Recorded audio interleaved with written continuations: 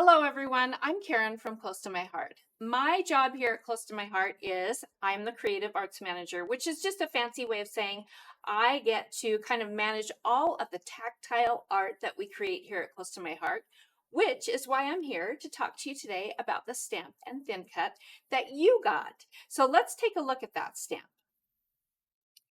This is called At the Lake. It has a really cute girl and lots of lake things. You'll notice a lot of the lake things are really easy to use, like a sign that says lakes. You might be going to the lake for lots of reasons. Lake Life, which are two separate stamps, so you could make them in a row or stacked like you see here. Keep It Real, which would be great for if you were doing something with fishing. Lake Hair Don't Care, some books. Maybe you like to sit on the side of the lake and read. There is a fish, there's some flowers. So lots of things that you might be doing at the lake are involved in this stamp set, and you also are getting the dies that go with it. So you can tell my stamp set is well loved. You get the stamp set and the matching dies, which has most of the stamps. And when you look at this front piece, you can see anything that is blue has a coordinating die. Anything that's not blue, you could obviously still cut out, but you would have to do that by hand or on a shaped die that you already have, like an oval or a circle or something like that.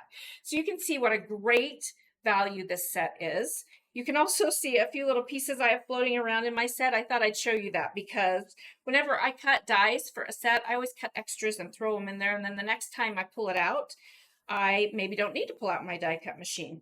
So that's just a little trick and a hint. And now that you've seen the stamp set, actually, let's talk about a few things in the stamp set. So the books, you wouldn't have to use them on a lake page. You could use those little books on a page about your favorite books or going to the library with your kids. And the word life, I could use that on a million different scrapbook pages. So even though this is kind of a lake themed stamp set, it can be used for so many things. Those flowers alone are so versatile. Now I want to show you some art that we've done with this stamp set that is lake themed, but two different kinds of lake themes going on here. So we have a 2-page layout that we did with this set that I think is gorgeous, of a family who went, and you don't even see the lake in these photos, which is kind of fun. They're just at the lake. Well, I guess you do, back behind them, kind of far. But you can see that we've used this stamp set in a few different ways. We've got the girl that's in the stamp set, and she matches her. We've kind of made her match. We've got the lake sign, like Hair Don't Care. You can see that on this title, we did use those two words next to each other. And then we used flowers just as an accent here, even though there are not a lot of flowers in the photos. There's some white ones back here behind this little guy. And then we used the fish on the journaling, which was really fun. We used a few pieces together, the fishing rod, which turns into this cute Keep It Real title, and then a fishing lure with the fish. All of those are separate, so you can use them in separate ways, which you're going to see on the next piece of art. So this is one layout that we've done with this stamp set, so maybe it's giving you some ideas as you're looking at it. And this is the second page. This one I want to show you close up because there are a few details that might be harder to see further away.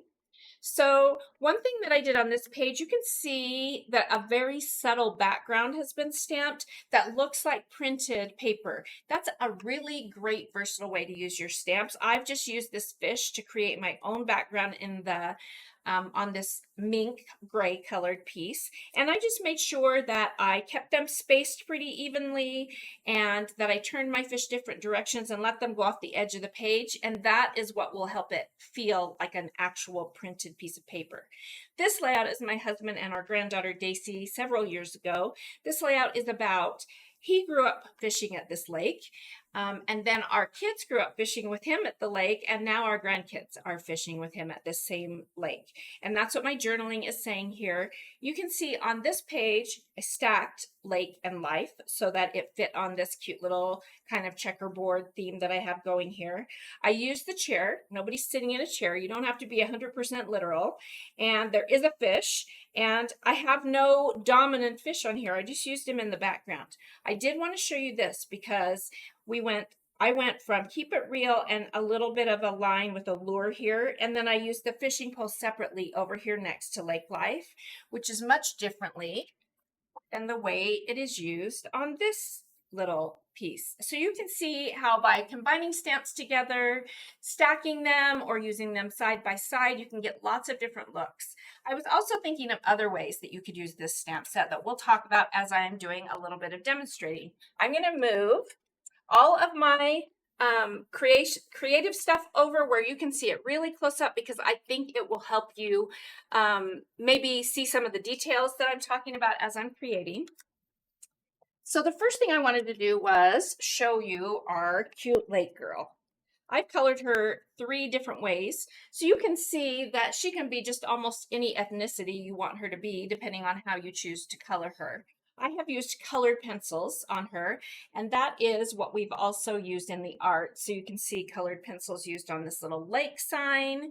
You can see colored pencils used on our girl here, and I'm going to show you some colored pencil tricks. I'm also going to show you a couple of stamping tricks. And we're going to start with that first. Since she is the largest stamp, I'm going to show a few tips and tricks for stamping a little bit larger stamps that I think you might find helpful. I'm going to be using an intense black pad. That is the stamp pad that we use here at Close to My Heart. It's been formulated for anytime you're coloring something in, especially if it's something that is wet, like markers or colored pencils that you use water with, like watercolor pencils, or paints. Any of those things, you would for sure want to use an intense black pad, but I like to use it even when I'm coloring in with dry colored pencils. The difference in this pad and most other black pads is that it is formulated to be able to, once it is dry, be color fast. So it's not going to smear when you color things in. So I've already die cut her out. When you have a larger stamp, something that people struggle with a little bit is when you push your stamp down, sometimes because you're holding on to the corners, your center of your stamp doesn't stamp as well as the parts that are closer to where that pressure is on your stamp. So I'm going to show you a couple hints about that. I have her on a block. Our stamps are acrylic stamps and our blocks are acrylic blocks, which is awesome because you can see through them to easily place them right onto a die. So I'm going to just take my intense black pad. The first tip that I want to show you is how to ink your stamps. A lot of times people just go like this. And when you just ink it like that in one spot on your pad, especially if you have a more solid stamp, it might give you a little bit of the look of the stamp pad. Whereas if you walk it across the pad, as you can see me doing here, now I'm not getting any ink off of here because as you can see, our stamp pads are raised. So I'm not hitting the edges of the stamp pad as I'm walking it across, and it's going to give me a nice image. Now, a couple of other tips. Take your time lining it up on your die cut. Put it straight down. Don't go in at an angle and lift it at an angle. You want to put it straight down and lift it straight up. Now, as we mentioned before, the pressure is mostly on the corners and the top and bottom. The center part isn't getting as much pressure. So I just like to take my thumb and carefully run that over any part of the stamp block that is above the part of the stamp that maybe isn't getting quite as much pressure, and that helps me get a nice evenly stamped image. I'm also leaving it a little longer, much longer than I would if I were just doing this myself, but because I'm talking so much, but also because the longer your stamp sits there, the more ink is soaking into your paper, and the really nice bold image is what you're going to get when you're done stamping that, instead of looking a little bit lighter. And I like it when my lines are bold, no matter what color I'm stamping in. Now, she is wet, and I don't want to color her with colored pencils, even though they're a dry medium, because I might touch that black ink and smear it a little bit. So I would want to wait, like, I don't know, a couple of minutes and let her dry. But I just happen to have one already stamped. So we're going to color on this girl, and I just have a set of colored pencils. You can use any colored pencils that you want for what we're about to do. I'm going to be teaching you some shading tricks, some tricks on how to get different colors with colored pencils. As you can see here, I mean, there are quite a few colored pencils in my little holder here, but I don't have every color in the world. And if I wanted to match her, which is what we're going to do right here, to this little girl's shirt, like we've kind of done here with this piece here, I'm going to have to mix colors because I do not have a colored pencil that is the same color as that shirt. And so if you want to be literal like that and make things match certain things in your photos, this will be something to keep in mind. So I'm going to start out, let's see if I can make this. Oh, I've got her right here. So you can see what I'm going to be creating right there. I colored an extra one of her.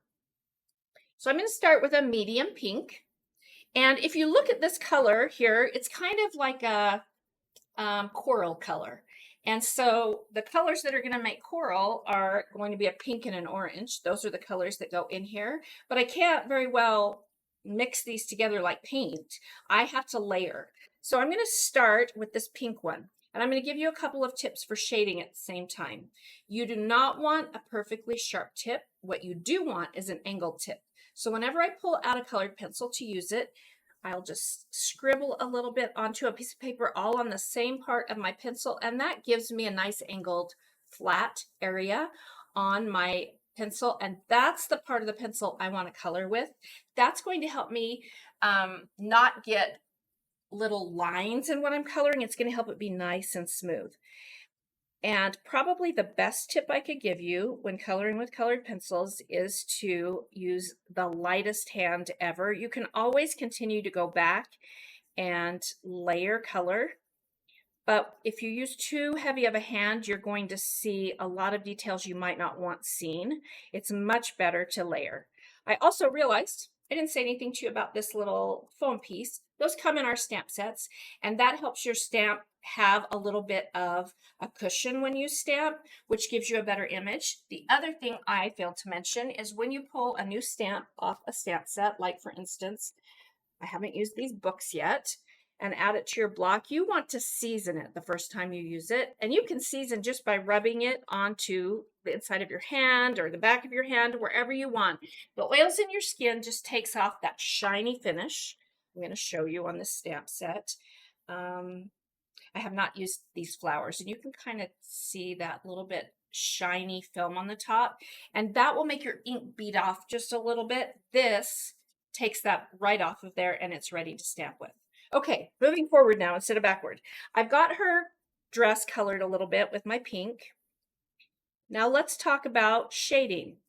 We're going to do all of this just on her dress and maybe do a little bit on her hat or something too. Okay, I've got my pink dress colored. Oop, I almost forgot her sleeve right there. Now I want to think about how I want to shade.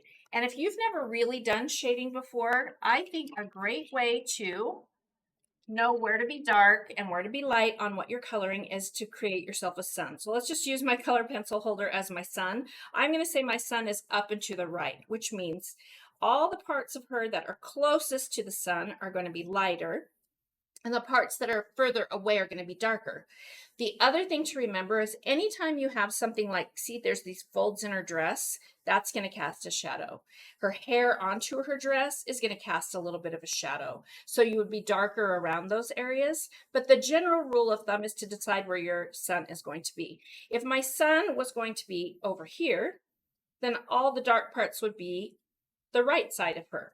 If I were saying that my sun was shining above her head, then further to the bottom would be where it was going to get darker, and closer up here is where it would be lighter. So we're saying our sun is over here. So I'm going to take these darker parts, make these darker parts happening on the further areas. And you can see I'm just going right back over what I'd already colored, still with that flat edge that I created. And you can see how I'm starting to get some shading going on here. I'm also going to add a little bit of shading right where her hair is overlapping onto her dress where it would cast a shadow. We've got some folds in her dress here, so I'm going to put a little bit of a shadow near those folds. And you can see how smooth and nice this is looking, and that is because I'm using such a light hand as I shade. One other little shading tip is to make sure that you are smoothing it out as you go and going in the shape of the thing that you're coloring. So if I'm shading right here, it's not straight up and down. It's a little bit rounded. So I would follow that line and it will make more sense with what you're shading. It will follow the line of where the sun would be hitting or not hitting. Okay, so I've got her dress pretty much colored pink right now. but I want it to look like that so that it's got the coral look. Believe it or not, this started with this. So I'm now going to take my orange colored pencil, again, going to just color it so that I get a nice flat tip. And then I'm going to start with a really light hand. I'm barely touching my paper here. So when you practice with colored pencils that you have, you can always add more pressure, but it's really hard to take away what you've done. And so if you start really light-handed, you can always continue to layer like we were mentioning before. And you can see what's already happening here. We're starting to get that nice coral color going on. And we can always go back and add more if we want her dress to be a little darker than it is, or put a little more pink on top if it turns out a little more orange than we'd hoped for, until we get the look that we want it to have. So we're going to call that a nice coral dress. Even though it's lighter than this one, you can see how just by a little bit more pressure, a few more layers, you can get that darker look, but we've created that cute coral color.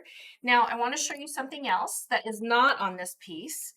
A gray colored pencil is always a great way to add a little bit of a shadow. So if our sun is where we're saying right here, she would have just a little bit shadow here on the inside of her. Like, so I'm talking about not even coloring in the actual image. I'm talking about coloring slightly to the side or top or bottom of it to add just a little shadow with a gray pencil. That will give your image dimension, and it will help it feel like it's popping right off of your card or your page. And you can kind of see what I am talking about there. Hopefully that's showing in your camera, because I don't want it to be too dark. Also, you want to, as you move out from that, have less pressure than where you started, so that it just gradually sort of disappears. And you can maybe, hopefully, see that on your camera. Now let's do one more little piece here. And then I'm going to bring those girls back in and talk to you about how I got some of those colors. So I've got just kind of a medium tannish brown, and I'm going to do her hat. And again, just start out barely touching with my pencil until it's smooth and colored. Then I'm going to go back and add some shading. So we're going to add the shading more over to the left side like we've done with her dress. And now if I decide I want her hat to feel, I'm also adding the shadows where the ribbon is. If I want her hat to be not quite such of a yellow brown, I could come back in with a darker brown and do exactly what we did on the dress with two totally different colors, with colors in the same family. You can kind of see how I'm giving that a little less of a yellow brown look and a little more of a red brown look just by bringing in the second layer of a darker brown that has a different color base. So you can kind of see what's happening here, and hopefully it's giving you ideas of ways to add color to your stamped images. Now I'm going to bring these girls back in. We talked about how just by choosing how you color, you can do all kinds of things with different ethnicities and have things look like you want them to look with colors on your page. I wanted to just show you a few different pencils that I used in these girls. So this one, I just used this light peachy color right here. This, let's go in order here. Then this more olive toned skin, I used that with that kind of yellow brown on top, which you would never guess, would you? Because the way it looked on that hat is so much different than her skin looks here. But the two of them together created a nice, more olive skinned. Then I have one that has a little bit darker skin, and on this one, I didn't use this lighter peach at all. This time, I used the same two colors that I used on the hat, but I used a little more of the darker color, layered it a little bit more than I did the lighter color. So you can see that you, if you have a basic set of colored pencils, really have all the magic of creating whatever you want to create with those colored pencils and to create the art. So let's bring her in one last time and take a look at this art. Now that you've seen what we've been doing, you can see we color penciled this little lake sign and the chair with some of those browns. And I also used colored pencils on that little fishing pole. This page only took about an hour to put together because I didn't do a whole bunch of detailed coloring. I did a little bit more basic coloring and just added some personality with some of the stamps, like Keep It Real, Just Add Water. How cute is that stamp? Lake Life, the sign, and the chair. So even though I used a lot of the stamps from the stamp set and the fish in the background, it was a quick, easy page. I think people are always afraid to stamp because they think it's going to take a long time, when really it doesn't take a long time and adds so much. It lets you customize your artwork to almost anything you want it to be.